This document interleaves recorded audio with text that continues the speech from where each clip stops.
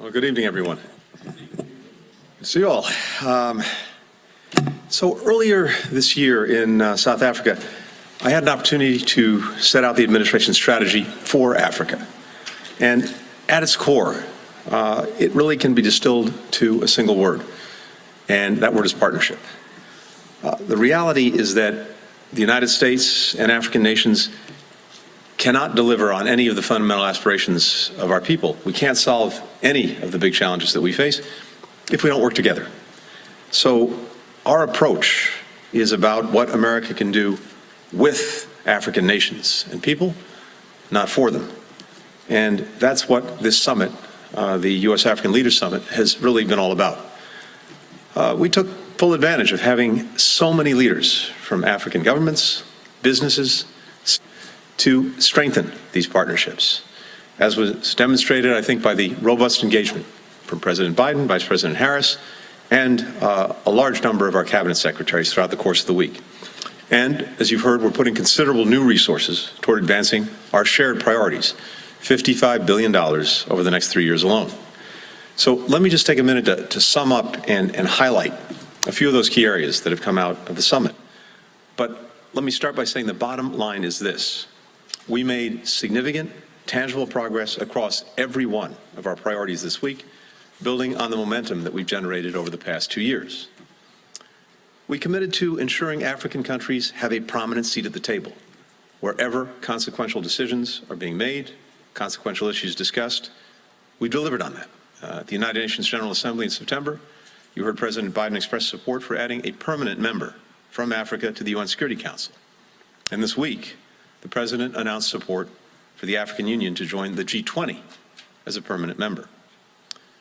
In our strategy, we also committed to expanding broad-based economic opportunity in Africa, in part by mobilizing the unmatched power of the American private sector. If you go back to 2021, our government has helped close more than 800 two-way trade and investment deals across 47 African countries, worth $18 billion. During the summit just this week, President Biden announced more than $15 billion in new deals. At the U.S. African Business Forum, we brought together leaders from over 300 American and African companies with the heads of the 50 delegations, fostering new connections that will create even more opportunity. Seizing 21st century opportunities requires digital connectivity. This is vital to the free flow of ideas, information, investment. That's why the President announced our plan to work with Congress to invest more than $350 million toward a new initiative on digital transformation with Africa. Too often, international infrastructure and trade deals are opaque. They're coercive. They lead to projects that are environmentally destructive, poorly built, that import or abuse workers, that foster corruption, and burden countries with unmanageable debt. We have a different approach. We offer investments that are transparent, high quality, and sustainable for the planet. We empower local communities. We respect the rights of their people. We listen to their people, to their needs. America will not dictate Africa's choices, neither should anyone else. The right to make these choices belongs to Africans and Africans alone. But we will work relentlessly to expand their choices. And the agreements and investments we made this week showed that when African governments, businesses, and communities are offered the choice to partner with the United States, they will take it. The U.S. Strategy for Africa also committed us to help our partners recover from the devastation wrought by COVID-19 and the unprecedented global food security crisis. African countries have consistently made clear that as much as emergency assistance, in fact, even more than emergency assistance, what they want is to strengthen African capabilities, institutions, technologies, supply chains, and industries, so that they're more resilient in the face of future shocks, and together we are building that very resilience. On health security, we've provided 231 million doses of safe, effective COVID-19 vaccines to African countries, free of charge. At the summit, President Biden committed to investing at least $4 billion by 2025 to help African countries train and equip healthcare workers to meet citizens' needs. We're also expanding the capacity of African countries to manufacture vaccines, tests, and therapeutics in Africa, for Africans, and indeed, for the world beyond. On food insecurity, we provided more than $11 billion over the last year to address global hunger and improve nutrition.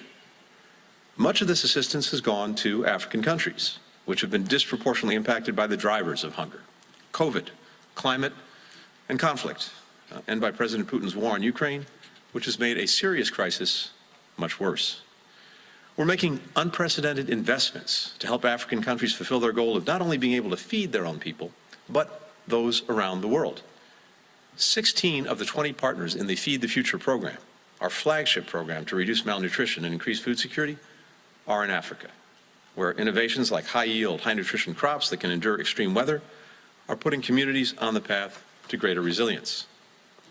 Now, we know that the climate crisis is a major driver of increased food insecurity and the spread of deadly viruses. It's exacerbating tensions that can spark and spread deadly conflict. Yet, as the President often points out, it's also a once-in-a-generation's opportunity to create good-paying jobs for the future. That's why we committed to foster a just energy transition that can both meet the region's need for more reliable, affordable energy and, at the same time, create opportunities for businesses and workers in African countries and the United States as well. Since January of 2021, we've dedicated massive resources toward this very goal: solar energy in Angola, wind power in Kenya, hydro energy in Ghana, and a new $100 million project that the President announced to expand off-grid access to solar energy. And that's just to name a few of the initiatives and projects that we're working on. We're deepening the resilience of African communities to a changing climate through a $150 million adaptation fund. And this is critical. And you've heard the President talk about this. We have a responsibility in the United States, as historically the largest emitter in the world, and now still the #2 emitter after China, to help countries adapt, to help them build resilience. And we are putting the resources, we're putting the technology, we're putting the technical know-how into doing that and sharing it with our partners. We're teaming up with governments and NGOs to incentivize the protection of irreplaceable natural resources like the Congo Basin rainforest, which absorbs more carbon than is emitted by the entire continent of Africa. Finally, we committed to work with African partners to fulfill the promise of democracy. That includes helping strengthen its core pillars: the rule of law, human rights, a free press, as well as addressing some of the root causes of insecurity, which undermines the ability of democracies to actually deliver for their people. Yesterday, President Biden hosted a small group of leaders to discuss how we can help support free, fair, and credible elections in 2023, like the ones we saw in several places this year, including Kenya. As part of that discussion, the President pledged to work with Congress to provide over $165 million to support elections and good governance in Africa in the coming year. These will be key themes of the second Summit for Democracy coming up in March, where Zambia will be one of our co-hosts. Where there are crises and conflicts, we are supporting the African leaders, the regional institutions, and citizens who are stepping up to find diplomatic solutions. That's what we've demonstrated over the last year through our diplomatic engagement in places like Chad, Ethiopia, Sudan, and Eastern DRC. We know African countries face real security concerns, including terrorism and transnational organized crime. The message we sent this week is that African nations can continue to count on the United States as a partner in building more effective and accountable security forces. So, if you're keeping score, and I couldn't cover everything, there are a lot of commitments there. And we know that commitments are only as good as our ability to deliver on them. That's why we asked one of our most experienced senior diplomats, Ambassador Johnny Carson, to return to the State Department as our special representative for the U.S.-Africa Leaders Summit implementation. With nearly 4 decades of experience as a diplomat, deep relationships across the region, I can think of no one better to ensure that our words are actually translated into action. Across every single one of our priorities, civil society will play a critically important role, and in particular, youth. Today, the median age in Africa is 19 years old. By 2030, 2 in 5 people on this planet will be African. And the choices that rising generations make will shape the future, not just for Africa, but for the entire world. That's why we're investing more in Africa's emerging leaders, more than ever before. the Vice President announced that we plan to devote an additional $1.1 billion over the next 3 years to youth programs like the Mandela Washington Fellows, a number of whom took part in this summit, and, of course, the ALI Network, which provides tools, resources, and a virtual community for now more than 700,000 rising leaders across the continent. Of course, a big part of that is investing in women and girls, because we know that when they have the opportunity to reach their full potential, when they're empowered to lead in business and government and communities and families, all of society benefits. The very first gathering that I took part in this week was a meeting of rising African innovators and entrepreneurs. The energy, the ingenuity of this group, its eagerness to turn so many of the problems that we face into opportunities, and to do so in partnership with the United States, is truly inspiring. It's impossible to feel cynical in their presence because they're so energized, they're so committed to serving their communities, they are so full of good ideas. And that kind of sums up the way that we feel coming out of the summit.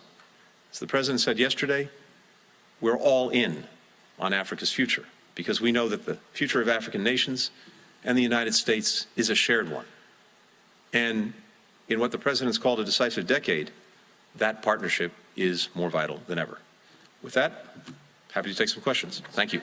We'll start with Sean Tandon of the AFP, please. Thank you, Mr. Secretary. Sean, where are you? There you are. Good to see you. Could I just pursue in some more detail a couple of the security issues that you mentioned? Sure. DRC, you mentioned the DRC in your remarks. You met with President Tshisekedi. If not mistaken, you did meet with President Kagame. What was the reason for not meeting with him? Does that indicate any sort of pessimism with controlling the M23 situation in the eastern DRC? Ethiopia, you did meet with Prime Minister Abiy. How do you see the Pretoria Agreement going forward? The fact that you met with him, does that show that Prime Minister Abiy is back in U.S. good graces? Could there be discussion, perhaps, of renewing AGOA membership for Ethiopia? And if I could just pursue AGOA a bit more broadly as well, the President talked about a U.S. MOU with the nascent free trade agreement of Africa. What does that mean for AGOA? I mean, should African leaders presume that AGOA is finished after 2025? Thanks. Great. Sean, thank you very much. Let me say this a little bit more broadly before addressing the specific conflicts you point to. As I said a moment ago, the approach that we've taken, actually from day one of this administration, has been to support and empower African-led solutions to challenges the continent faces, including the conflicts that you've alluded to. And from day one, whether it's Ethiopia, Eastern DRC, Somalia, Sudan, the State Department has been deeply engaged, and we've lent our support, our assistance to the African Union, to the EAC, to other regional groupings, to individual countries, to try to help solve these challenges. That's been the approach we've taken. We believe that whenever and wherever we can find African-led solutions to these challenges, we're going to be better off, they're going to be more sustainable, and I'm proud to say that our diplomats have played, I believe, important roles in helping to move some of these forward.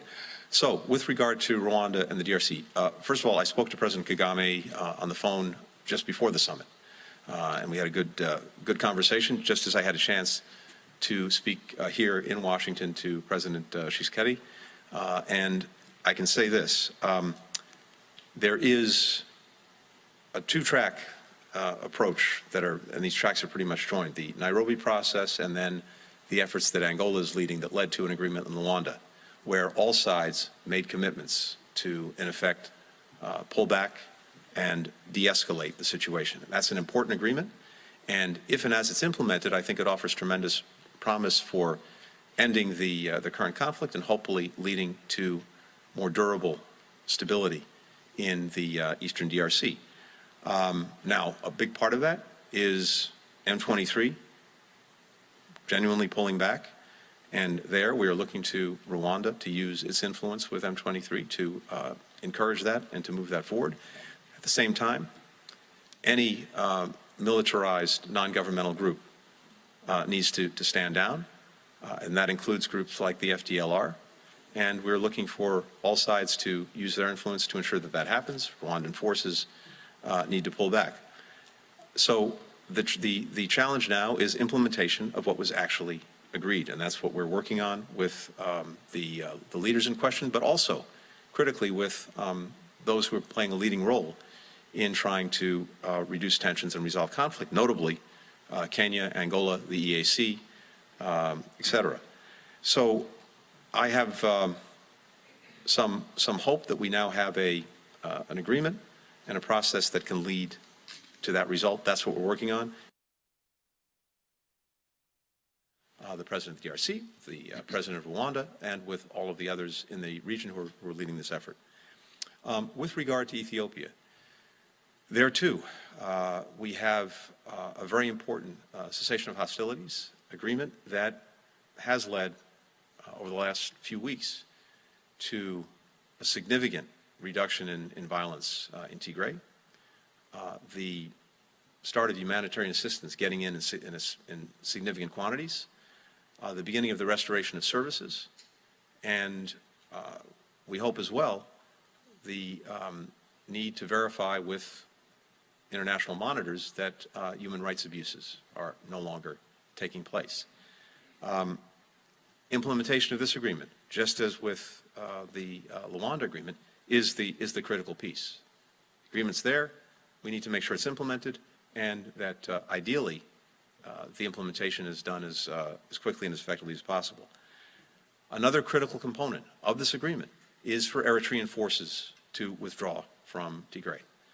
And we're looking to that, and I've had discussions with a number of the leaders who are here about the need to see that happen. So in both of these cases, I think we have now positive foundations to try to reduce tensions, resolve conflicts, create a stronger foundation for durable peace. But these things are fragile. They demand constant engagement, constant effort. And part of what we did here in Washington this week with the relevant actors was to work on the roadmap ahead for implementing these agreements. So there'll be a lot of follow-up in the days to come. With regard to AGOA, it's produced, I think, tremendously positive results in the time that it's been in force. And we are discussing now with all of the different stakeholders, the partner countries, the private sector, our Congress, and listening to them, learning from them about how AGOA can be as effective as possible, and having these conversations as we look to see where we take it once it expires, as you said, in 2025. As to countries and their participation in AGOA, the law has clear criteria, and we simply apply the facts in any given case to the law. Anthony Osei Brown, Bloomberg Africa.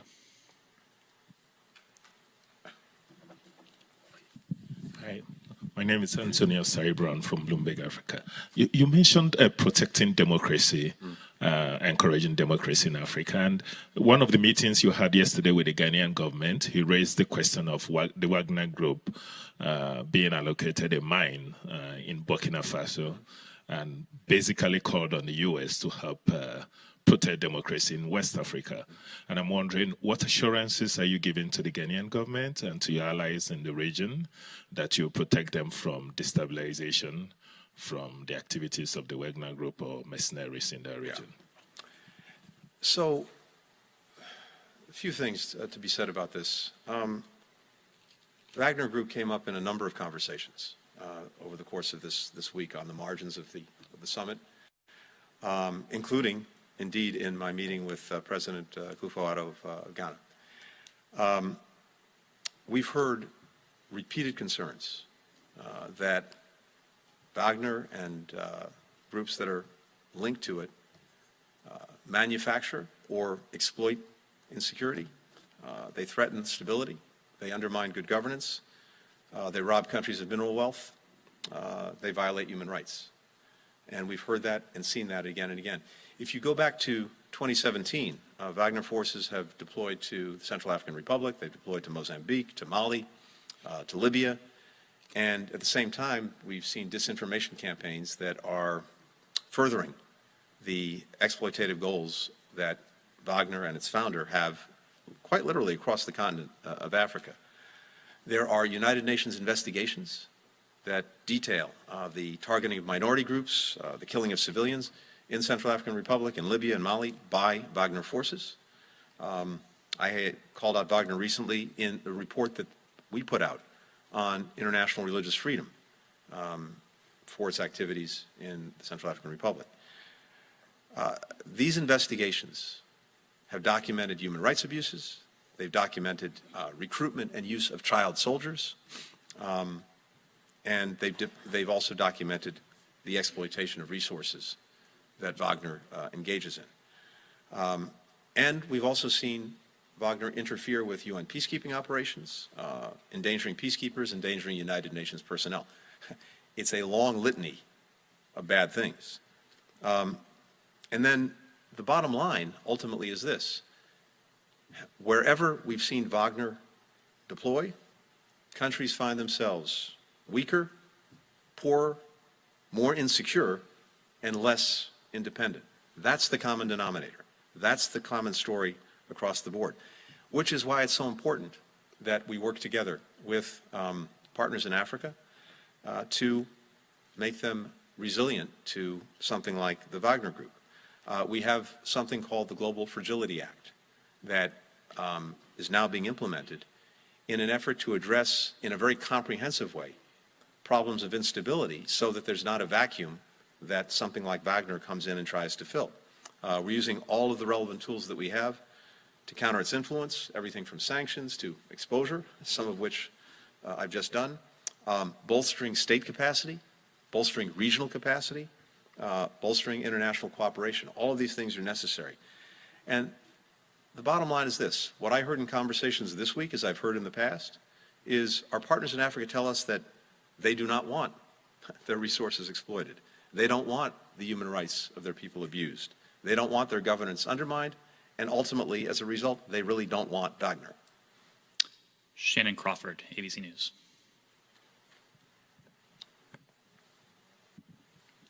Thank you, Secretary Blinken. Through the course of the summit, you have been very careful to make the case that the administration doesn't want to force African nations to choose between the U.S. and China. But the Secretary of Defense clearly said that Beijing's influence on the continent is a destabilizing threat. Do you share that assessment? And secondly, we heard today from the Ukrainian military that Russia is digging in for a prolonged war. Now, as you noted, the White House did commit $55 billion for Africa over the course of 3 years, but of course, aid to Ukraine through this 10-month conflict has already eclipsed that level. Are you confident that the U.S. can maintain support for Ukraine among members of the Global South through a drawn-out fight, levels of support that have already been described as tepid at best by some? Right. Thank you. First part of the question. This summit is about one thing, Africa and the relationship between the United States and Africa. It's about one region and only one region, Africa. It's not about any other region. It's not about any other country. And I think you heard that across the board this week. And I recognize people may want to turn it into something else, but sometimes the thing is just what it is. And this is the U.S.-Africa Leaders Summit. And fundamentally, it's about what we are affirmatively able to bring to the table, some of which I described. The partnerships, the investments that are based on shared interests and shared values. And again, done in a way that's transparent, that's high quality, that's sustainable. And with a focus on empowering local communities, respecting their needs, their decisions, their rights. That is what we've been talking about for the last 3 days. And in doing that, we're actually creating more opportunity for Africans, more opportunity for Americans. New, good-paying jobs, particularly in the green economy, infrastructure that actually connects countries and peoples, which is maybe one of the biggest needs in Africa, because to realize the extraordinary potential, that connectivity is the one missing piece. We're working on that. A more educated, dynamic workforce, more effective approaches to shared challenges, particularly food insecurity, climate. In short, what we're seeking to do is to try to help deliver on what people need. That's what this is about. And it's a fundamental challenge. Can we effectively deliver? That's the challenge for all of our countries. That's what all of these leaders were talking about this week. And our answer to that question is, yes, we want to work affirmatively with you. And the answer is yes, we can deliver if we do it together. Now, if other countries have the ability and the will to do the same thing, that's great. There's more than enough need to go around. But from our perspective, to the extent that anyone else is engaged, we just want to make sure it's a race to the top, not a race to the bottom. We want to make sure that when we're seeing investments in Africa, they're done to the highest standards. They're not piling debt on countries. They're not abusing workers or importing workers from outside. They respect the environment. They don't bring corruption with them. If that's the case, if we have these affirmative partnerships and investments, then it's great for everyone to be involved. And ultimately, as I said, this is about choices that Africans will make, and our purpose is simply to make sure that they have a good choice. That's what this is about. With regard to Ukraine, let me just say two things. First, I had an opportunity over the last week to spend some time on Capitol Hill, first with the Senate last week, the House actually this morning, before we came to the summit, with the Secretary of Defense, the Director of National Intelligence, the Chairman of the Joint Chiefs, colleagues from the Treasury Department, USAID, and others. And what I heard there was continued strong bipartisan support for the efforts we're making to help Ukraine defend itself, to sustain pressure on Russia, to end its aggression, as well as to continue to strengthen our own defensive alliance, NATO. With regard to the Global South, you know, it's very powerful because you hear countries that were here in Washington this week, Ghana, Kenya, so many others that have been the victims of imperialism in the past and who see that now happening to Ukraine by Russia. And it cuts to the core for them. They feel strongly that this is not simply a matter of what's happening to Ukrainians in Ukraine. It's a matter for all to be concerned by because it goes to the very principles that were established after 2 world wars and after colonialism, to try to make sure that there are rules and understandings that one country's not going to go in and change the borders of another by force. It's not going to engage in land grabs. It's not going to try to erase the identity of a country and subsume it into itself. The territorial integrity, independence, sovereignty, all of these things matter. They're meaningful, and they're especially meaningful when it comes to Africa. So we heard this again and again. Now, having said that, it's been very important to us to demonstrate that we can run and chew gum at the same time, by which I mean this. Even as we and many other countries are trying to deal with the Russian aggression against Ukraine, we're also working on, engaging, dealing with the problems, the challenges that people are feeling around the world, and notably in the Global South, including dealing with climate, dealing with global health and their own situations, dealing with food insecurity, problems that parenthetically, in some cases, have been made worse by the Russian aggression.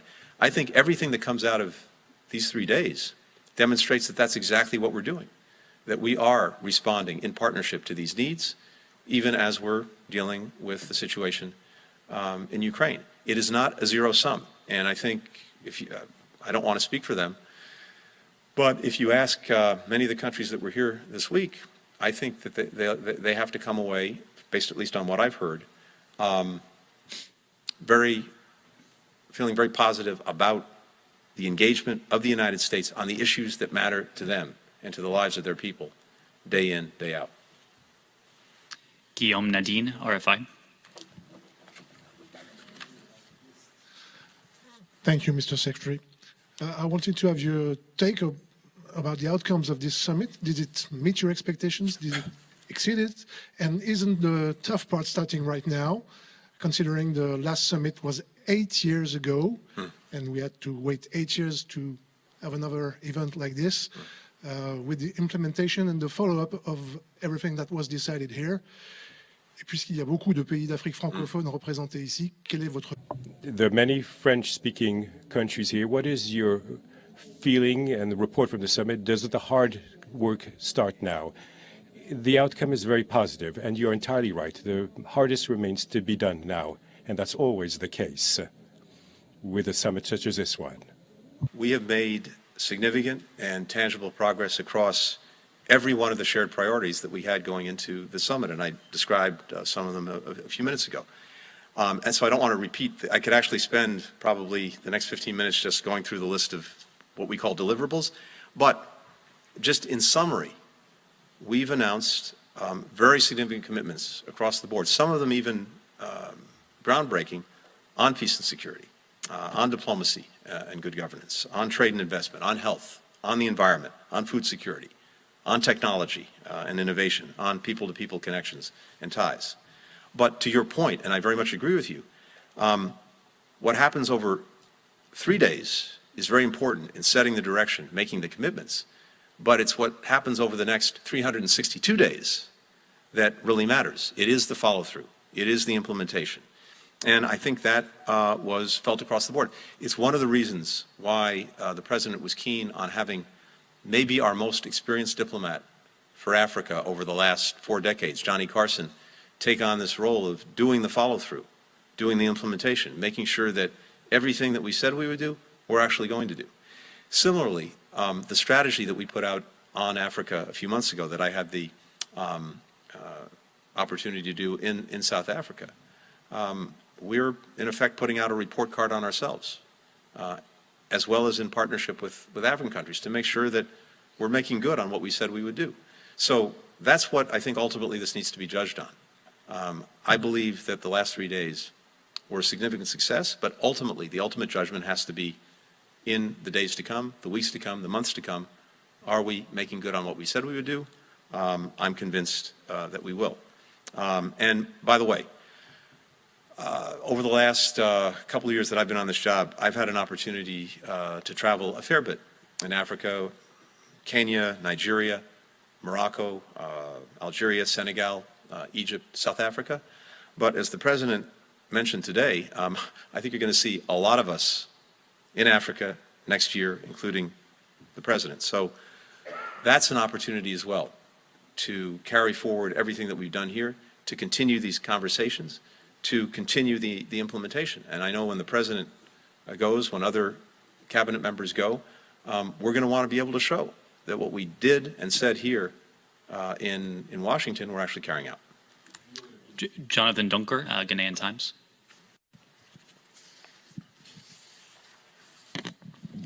My question has to do with debt forgiveness. Huge investment deals and commitments have been announced over the last 3 days. However, many African countries are saddled with debt. Ghana, for instance, is currently undertaking a debt exchange program as part of the IMF support it's seeking. Is the Western world willing to forgive the debt owed by African countries, and how would you help the countries to prevent similar situations in the future? Yeah, thank you. So this is a subject, a theme that we've heard loudly and clearly here. It's not new in the sense that this has been part of the conversation for some time. And there is no doubt that the rise of unsustainable debt burdens, especially in Africa, is a tremendous challenge. And it's one that we're committed to addressing. When you look at the debt crises that we've seen, they're devastating from a humanitarian standpoint, and they can be debilitating when it comes to effective economic development and inclusive growth. So there are a number of things that we talked about and that we clearly need to move forward. One is we need all creditors, both countries and the private sector, to work together with us to support debtor countries. It can't simply be the United States. And we've attempted to address this, for example, through the G20, through the Paris Club, as I think you know. We've also led debt reduction efforts through the something called the Heavily Indebted Poor Countries Initiative.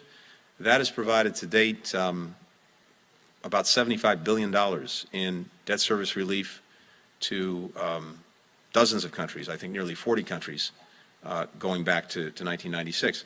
Of those 40 or so countries, I think more than 30 are African countries. So there's a real focus on this.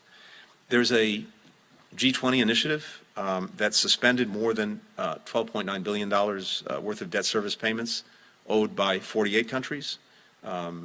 This was between May of 2020 and December of last year. So these are some of the things that we've actually been doing and working on. But I think it's also fair to say more needs to be done to prevent debt crises from emerging in the first place. That's a big part of the challenge. And one of the things that we're especially concerned about is the growth of untransparent debt, including off-balance sheet debt and debt that's hidden by non-disclosure agreements. So a company or a country may come in, lend the money, and part of the agreement is you can't reveal the terms. And that means, among other things, that when other countries are negotiating for loans, they don't know what the terms are. The people don't know what the terms are, and countries wind up being saddled with debt that they can't possibly repay. So that transparency that we bring to everything we do, we need to see that spread around in the way that these loans are made. And not only does this actually increase the risk of a debt crisis, but it also can prolong the duration and create barriers to actually resolving these debt burdens. So, bottom line is this: we need both the creditors, again, countries, private sector, as well as the debtors to do their part to support greater fiscal and debt transparency and try to remove the barriers that exist to that transparency. Unfortunately, we're out of time. Thank you, Mr. Thank you, everyone. Secretary. Thank you, everyone, Appreciate for it. joining. Thank you.